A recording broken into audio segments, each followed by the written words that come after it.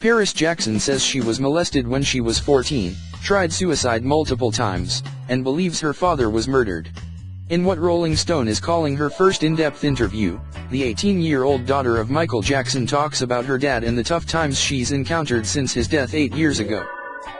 "I don't want to give too many details," she said, "of being sexually assaulted by a much older complete stranger. But it was not a good experience at all, and it was really hard for me, and, at the time, I didn't tell anybody." She also dealt with cyberbullying, developed a habit of cutting herself, and tried killing herself at least 3 times. In 2013, after the last attempt, she was sent to a therapeutic school in Utah. She spent her sophomore year and half her junior year straightening her life out. "I'm a completely different person now," she told the magazine. "I was crazy. I was actually crazy. I was going through a lot of, teen angst. And I was also dealing with my depression and my anxiety without any help." She said her father also dealt with depression, and took the same antidepressants she did, though she's no longer on them and is now sober. Jackson now lives in the studio where her father first recorded Beat It in the Jackson family compound in Encino. She dismissed questions of whether Jackson was her biological father, and considers herself black. "He is my father," she said.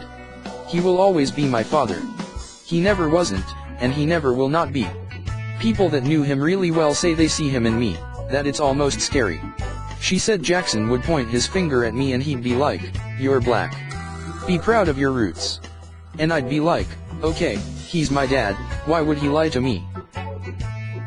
Of her father's death, she said he believed someone was out to get him. His doctor, Conrad Murray, was convicted of manslaughter after Jackson overdosed on the anesthetic drug propofol. Does she believe someone else murdered him? "Absolutely," she said.